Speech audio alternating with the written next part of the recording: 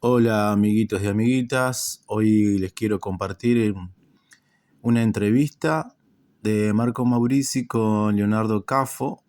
Ya te lleva un tiempo, pero me parece bastante importante leerlo porque en este ida y vuelta, en esta conversación, dejan en claros algunos puntos de cómo se ve el antiespecismo político y cómo el antiespecismo, si se quiere, metafísico, el antiespecismo pensado en el consumo, no político, busca querer transformar, si se quiere decir, incluso no creo que sea la palabra transformar, pero hacer incidencia y tener mayor alcance o una inserción en la sociedad, ¿no?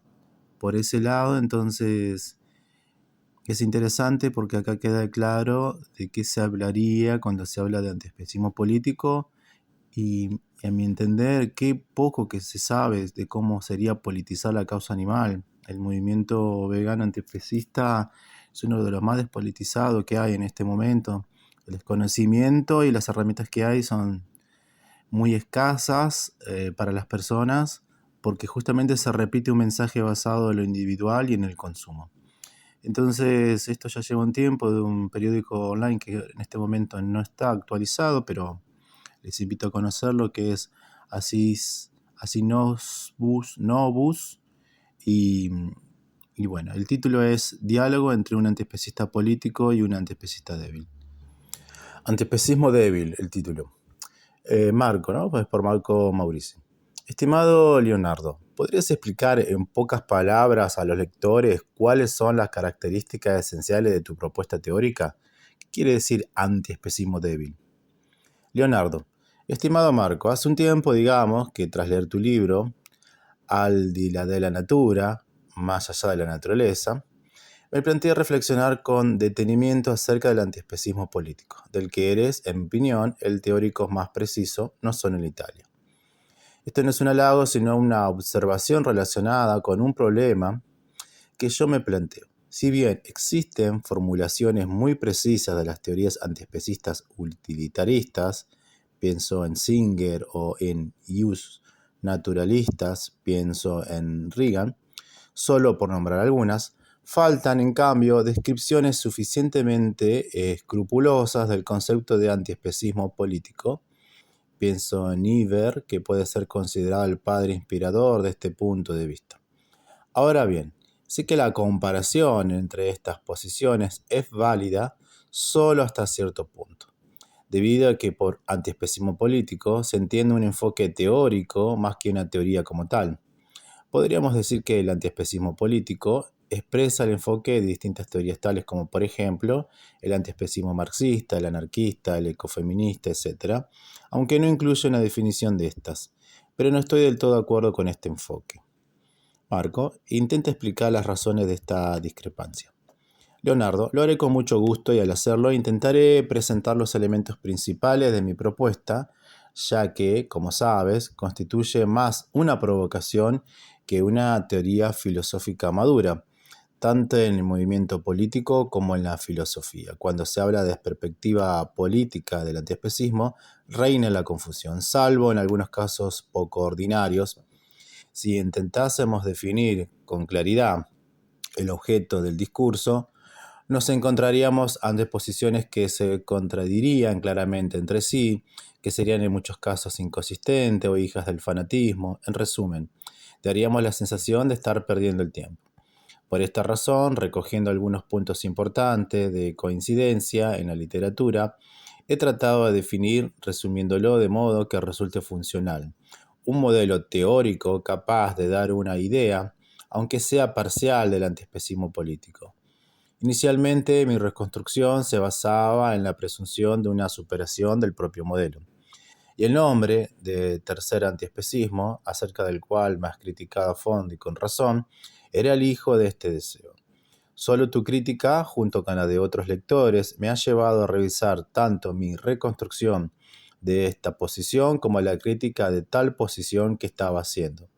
En realidad hablo de antiespecismo débil debido a que, trabajando en este proyecto, me di cuenta de que mi propuesta, lejos de ser la superación de algo, era la humilde toma de conciencia de los límites de nuestras acciones posibles. Marco, entiendo. Leonardo, llegamos a la idea central, en mi opinión, el antiespecismo político, más que manifestarse en una de sus teorías particulares, se caracteriza por los siguientes aspectos. 1. Un rechazo de la perspectiva radicalmente moral del antiespecismo de Singer y Reagan. Tú has hablado de antiespecismo metafísico, por no ser consciente de la naturaleza histórica de las sociedades humanas y el carácter social de la historia de la humanidad. Estoy de acuerdo en ese punto. 2. De 1. Se deriva la necesidad de entender la genealogía del especismo. En este sentido, se identifica un momento particular en el Neolítico, en palabras del nativo primitivo, de Cersán, el comienzo de la explotación de la animalidad para diversos fines se encuentra en la invención de la agricultura. En este momento histórico se vincula la invención subsiguiente del concepto de especie como fundamental para verse distinto de los animales. Estoy de acuerdo parcialmente con esto. 3. A partir de 1 y 2, se argumenta sosteniendo que la explotación de la animalidad en el Neolítico, con el surgimiento de la sociedad sedentaria, ha llevado tanto a la explotación de los animales, se convierten en cosas, como a la explotación de los seres humanos que debían explotarlos, se vuelven esclavos. Se continúa argumentando que es necesario constatar que el lado material y económico del especismo no ha traído históricamente mayor bienestar al ser humano, constituyendo incluso un empeoramiento de la situación social, de hecho, el nacimiento de la esclavitud, etc. Estoy parcialmente de acuerdo con esto. 4.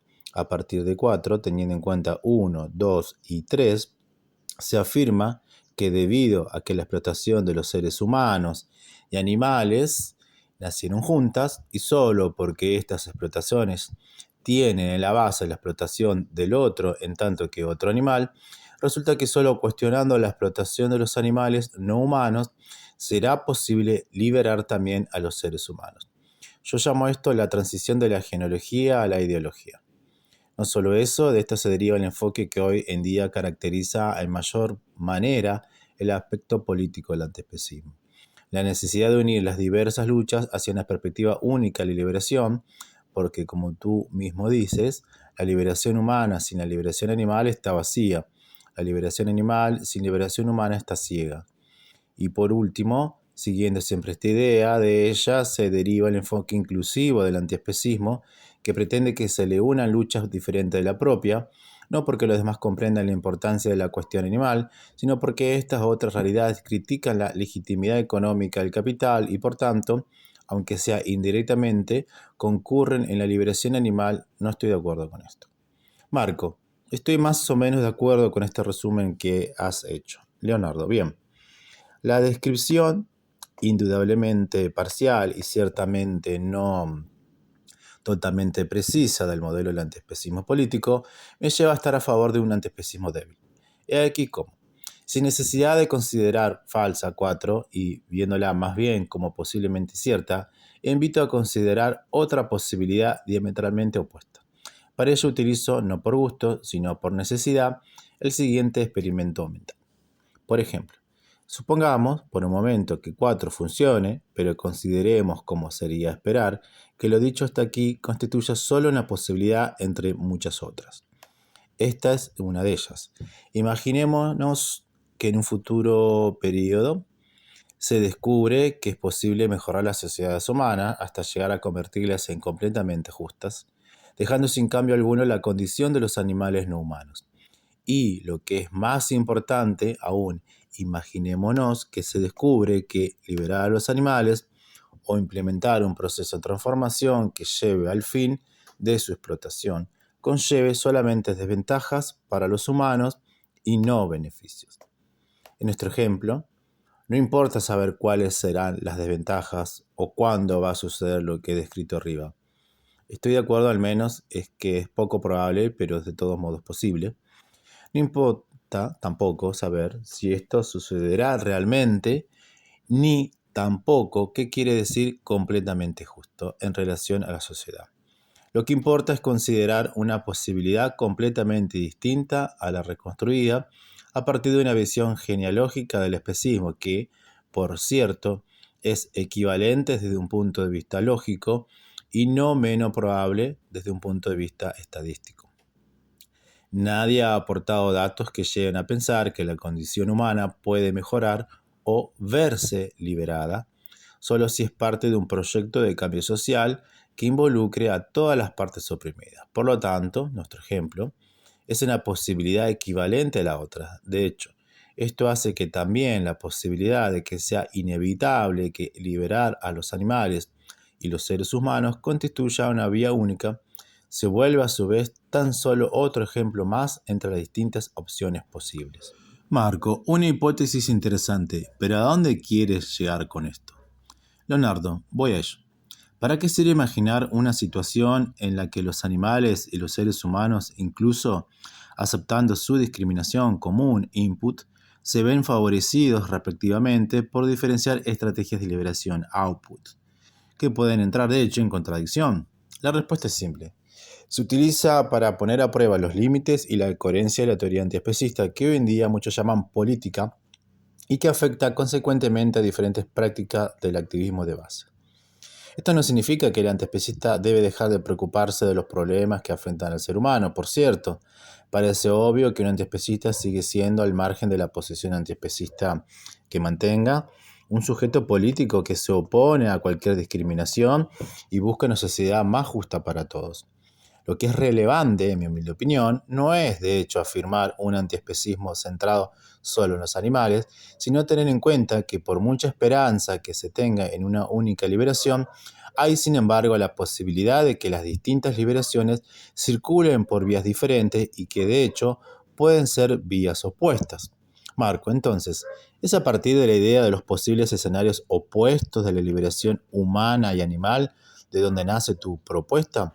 Leonardo, exactamente. De esta posibilidad en sentido contrario nace el antiespecismo débil. Un antiespecismo con el objetivo de dar por cierta su meta de la liberación animal, prescindiendo de las consecuencias para el ser humano. También hay un aspecto más puramente filosófico de esta propuesta, que parte de la crítica de las filosofías que buscan hacer de las ontologías liberales el principio de la ética animal.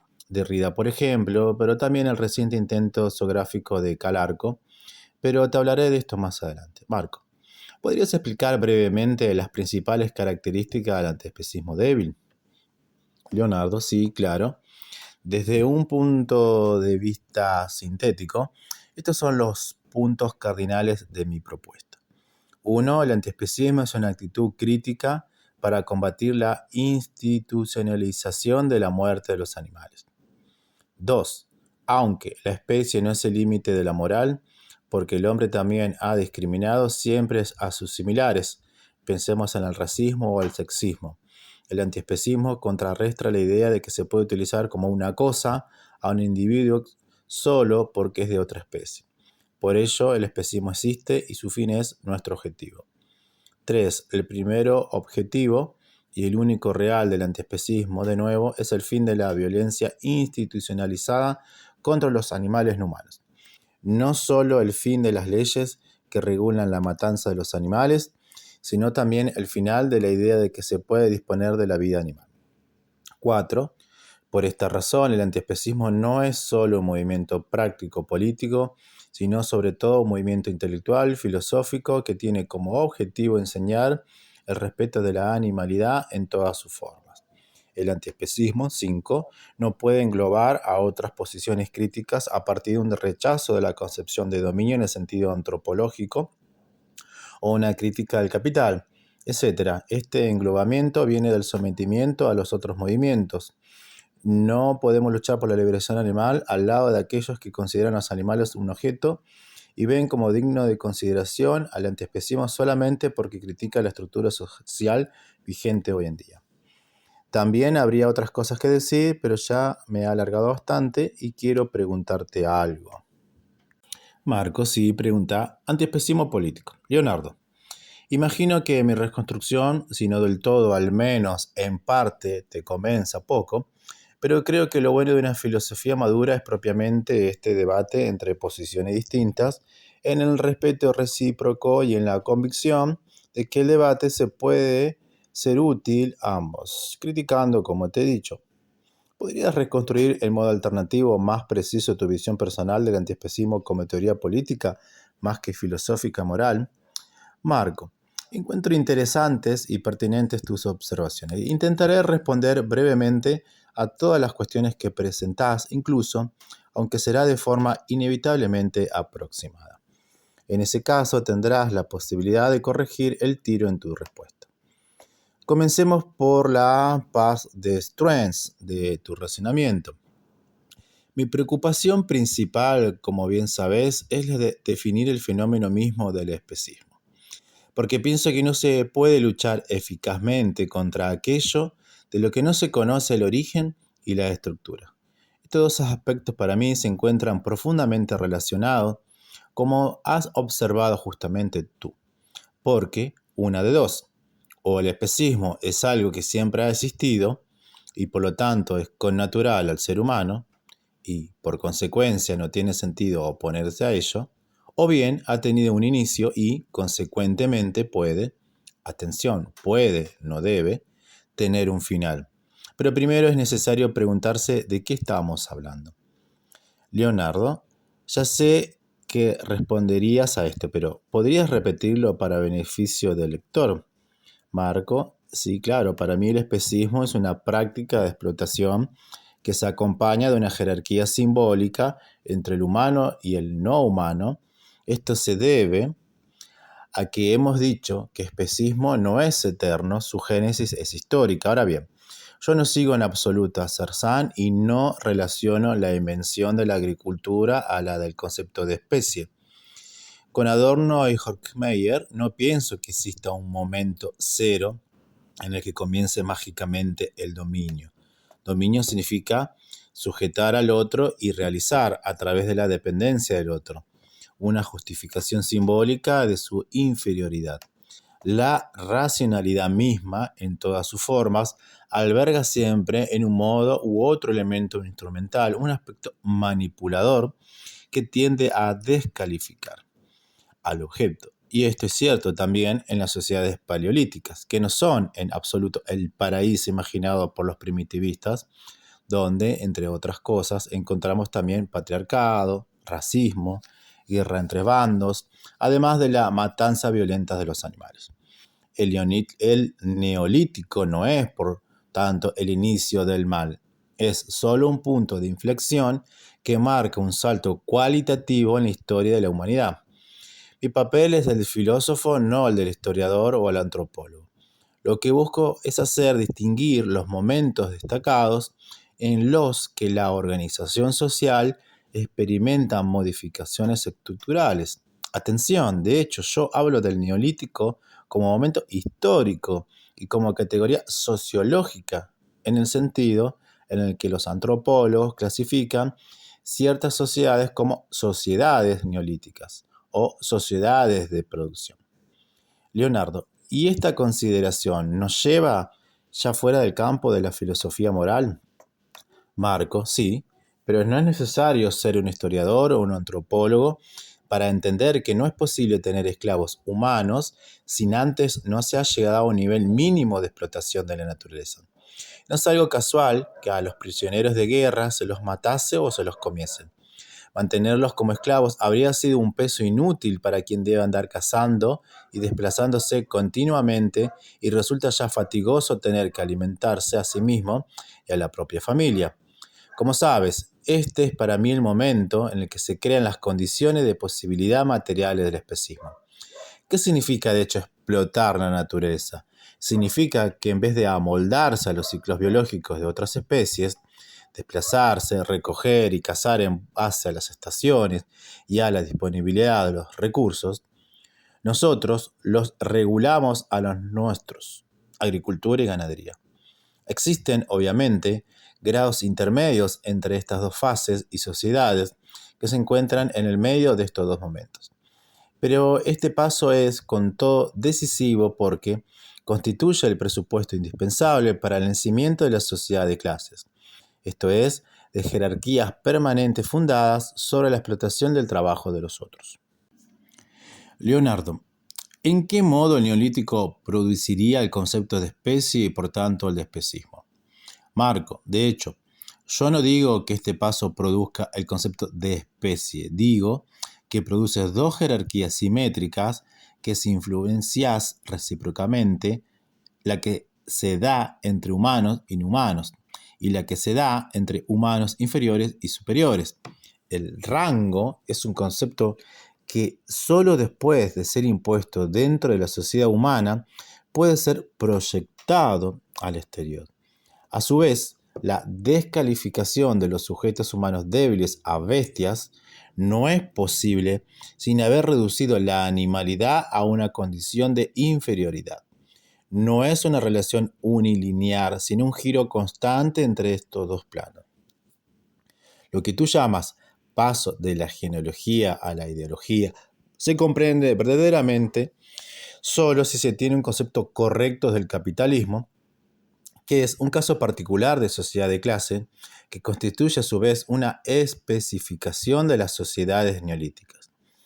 Pues la sociedad neolítica se funda sobre la explotación de la naturaleza y sobre una alta conflictividad interna y externa. Esto es, no es una sociedad estática como las sociedades de cazadores y recolectores. Tiende a aumentar su propio poder de acumulación y a expandirse, rompiendo los equilibrios ambientales y sociales. El capitalismo es una forma particularmente virulenta de sociedad neolítica, cuyo poder de acumulación y expansión carece de precedentes. Te devuelvo la pregunta. ¿Puede existir el capitalismo sin explotación de la naturaleza?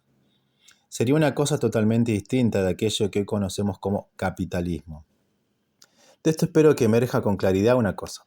No busco en absoluto ligar al antiespecismo con los movimientos humanistas por motivos instrumentales, por hacer que se acepte la cuestión animal. Lo que tú llamas el enfoque inclusivo del antiespecismo, ni porque ese aporte beneficia a los humanos, para mí las cosas están ligadas entre sí de forma esencial, no accidental. De esto no se deriva, sin embargo, tampoco que la liberación animal lleve por sí misma la liberación humana o viceversa. No hay ninguna necesidad en esto, no soy así de ingenuo. Yo sostengo más bien que hay una conexión estructural entre el dominio sobre la naturaleza y el dominio sobre el hombre, y que hay tanto desde un punto de vista material como simbólico. Me parece difícil que se pueda eliminar una de las dos sin eliminar el otro. Leonardo, ¿qué decís de mi experimento mental acerca de la sociedad justa con los humanos que sin embargo explota a los animales? Marco, debido a lo que acabo de decir, concluyo que tu hipótesis de una sociedad humana liberada que explota a los animales no se encuentra en contradicción con mi teoría y no me parece que la ponga en dificultades. Pienso más bien que la refuerza, puesto que se necesita entender qué se entiende por sociedad liberada. Si de hecho fuese de verdad una sociedad liberada, lo que exactamente sería es una sociedad en la que el acceso a la información, a la discusión colectiva y los procesos decisorios serían finalmente racionales y transparentes, no influidos por los intereses económicos, por la tendencia a la acumulación y el desarrollo por sí mismo. La sensibilidad individual sería modelada no por la competición, sino por la solidaridad, por el respeto de la diversidad. Incluso, si una sociedad así, que ha eliminado toda forma de esclavitud humana, no llevase espontáneamente a la liberación de los animales, se abriría fácilmente frente a los humanos una tarea nueva. Como responde Marcuse a la pregunta, ¿qué objetivos se pondrán los hombres en una sociedad liberada? Liberar a los animales. En efecto, en una sociedad así sería posible argumentar de modo racional, como pretende Singer, y difundir una conciencia moral distinta. Serían exactamente las condiciones óptimas de las que no disponemos nosotros y que hace que sea utópico. Hoy el antiespecismo moral. Atención, no estoy diciendo que sea necesario primero liberar a los humanos. Solo estoy diciendo que tu experimento mental, si los piensas hasta el final, se transforma casi automáticamente en unas condiciones óptimas para la liberación animal. Y esto, por sí mismo, basta para justificar la hipótesis del antiespecismo político. Y esto valdría también incluso si la liberación animal no trajese ningún beneficio o fuese incluso un daño para el hombre. Porque el desarrollo de una sensibilidad distinta de la opulencia capitalista, la reducción de la violencia y de la lógica de la apropiación debería actuar también en el sentido de animar a la predisposición del hombre a dejar ser al otro. La cultura del dar a los demás y del cuidado, del placer por lo inútil. En suma, si me hablas de una sociedad verdaderamente distinta, de la cual encuentro difícil no ver en el retiro de los obstáculos que el capitalismo impone hoy la razón y el sentimiento humano un punto de partida para una posible evolución en un sentido antiespecista de esta hipotética sociedad. Leonardo, entendido. Pasemos a mi propuesta teórica. ¿Qué te parece? Marco, de cuanto he dicho hasta aquí, se sigue de suyo que prescindir de las implicaciones para el humano para mí es difícil desde el punto de vista puramente lógico. Si el especismo existe, como me parece que tú sostienes principalmente como un prejuicio, la discriminación que nos hace ver a los animales como cosas, yo no creo que nos hagamos una idea adecuada de esta cuestión, ni del modo en el que eso podría ser combatido. Me explico. Como sabes, Singer y Reagan definen como especista la justificación moral de un razonamiento basado en las atribuciones falaces de características moralmente relevantes al simple hecho de ser humano. El especismo, por lo tanto, es la tendencia a caer en este tipo de razonamiento falaz. Parémonos un poco aquí.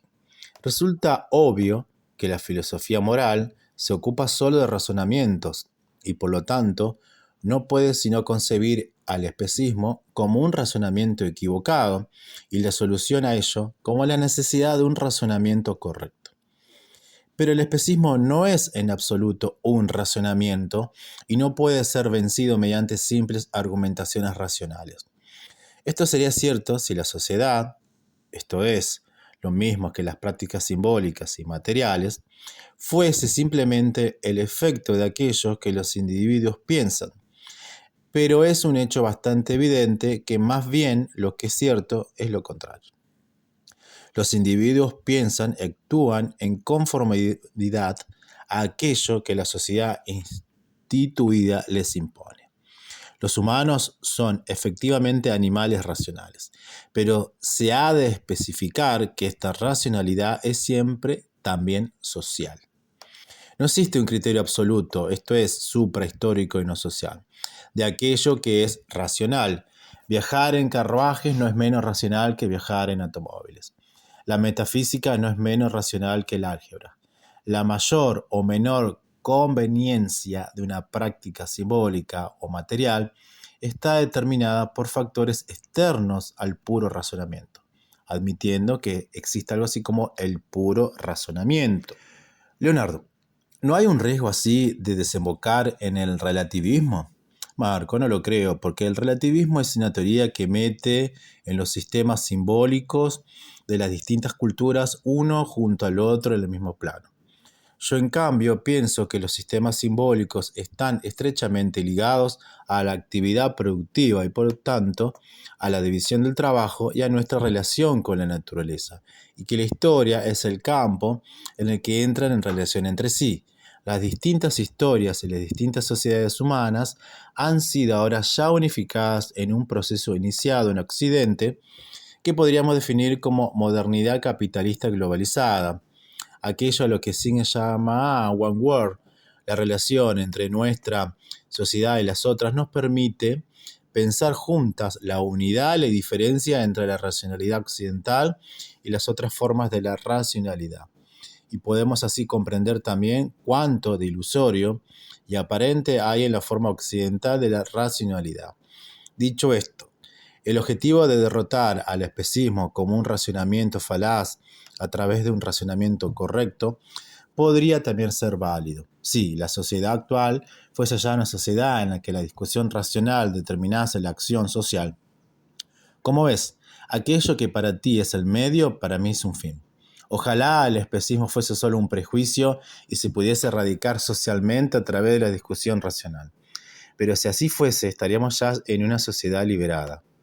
Leonardo, parece que tenemos un modo distinto de entender la relación entre sociedad y filosofía. Marco, claro que sí. Tú hablas, por ejemplo, de la institucionalización de las matanzas de animales. ¿Qué es la institucionalización? Es la transformación de una acción en un sistema que se autoproduce de una forma casi independiente de los sujetos que la ponen en práctica. Ahora bien, en sociología hay dos maneras distintas de entender los procesos de institucionalización. El primero es el individualismo metodológico, Weber, Schutz, Bergman, Luhmann. Esto es la teoría según la cual los procesos institucionalizados no serían otra cosa que formas congeladas de la acción individual, en la que la repetición de la acción produce la reificación del mismo y su enajenación de los individuos que la componen. Esto es, de los individuos que, pese a ser la causa del surgimiento de la institución, no estarían ya en condiciones de recordar que esta última es un producto suyo. El segundo modo de comprender la institución es, en cambio, el que subraya la excedencia de las formas sociales objetivas respecto a los individuos. Hegel, Marx, Durkheim, el funcionamiento de Talcott-Parsons, el estructuralismo de Levi-Strauss. La institución no nace de los individuos, sino de las relaciones entre los individuos, y por tanto escapa desde siempre al control consciente por parte de estos. No es el producto de su voluntad congelada, sino más bien la interacción entre las voluntades individuales. Por lo tanto, existe en cierta medida, independientemente de aquello en lo que consisten los deseos, las acciones de los individuos, ni constituye, por así decirlo, el pegamento entre ambas. Entonces, se necesita seguir otro camino para demolirlo. Y este camino es la transformación política de las relaciones entre sociedad e individuo, entre sociedad y naturaleza, entre el sujeto y la propia animalidad retirada de la civilización. Leonardo, ¿tu perspectiva no limita mucho el espacio de libertad del individuo? Marco, lo hace solo estratégicamente. En realidad, es el presupuesto para que esta libertad pueda darse. Cuando digo que la idea de una sociedad en la que la discusión racional produce el progreso moral, describe para mí la utopía de una sociedad liberada más que el estado presente. No quiero en absoluto decir que tal estado sea imposible, más bien es el ideal regulativo hacia el cual debemos movernos. Yo soy un objetivista funcionalista crítico, en el sentido de que no hago en absoluto apología de la sociedad contra el individuo, como sugiere Adorno. De hecho, la preponderancia de la sociedad sobre el individuo, propia de los modelos objetivos funcionalistas, que fotografía una constante de la historia humana, no es en absoluto una necesidad inevitable, como pretenden los objetivistas duros como Durkheim y en el ámbito antiespecista Baluch o Sottofattori. Más bien, la modernidad ha puesto sobre el tapete un proyecto emancipatorio con respecto a las sociedades tradicionales. Un modelo social en que las decisiones colectivas pasan a través de su verificación por parte del individuo. Y por lo tanto, se establece una perfecta circularidad entre racionalidad social y pensamiento individual. Y no un modelo vertical en el que es la primera la que determina el segundo. Se difunde así la idea de que existe algo así como el progreso de la humanidad y que este progreso procede a través del diálogo y de que sean necesarios los argumentos convincentes. Es la cultura de la ilustración. Ahora bien, no debemos abandonar esta idea, sino que debemos ponerla con el fin de nuestra acción, no como un hecho, porque la sociedad salida de la ilustración ha realizado exactamente lo contrario a este modelo. Nunca como hoy el individuo ha contado cero y nunca como hoy quien sufre los efectos destructivos de la racionalidad social ha carecido de control sobre esto. Esta es la dialéctica de la ilustración, de Adorno y Horkheimer. No ceder a la ilusión de que la ilustración se ha realizado porque en realidad se ha invertido convirtiéndose en su opuesto. Hasta acá llegamos hoy, amiguitos y amiguitas. Espero hayan podido comprender esta conversación. Cualquier cosa nos escriben si tienen duda o quieren conseguir el material. Para eso estamos acá en este espacio crítico de debate, opinión y redes. Les envío un abrazo fraternal y nos vemos en el próximo Radio Podcast.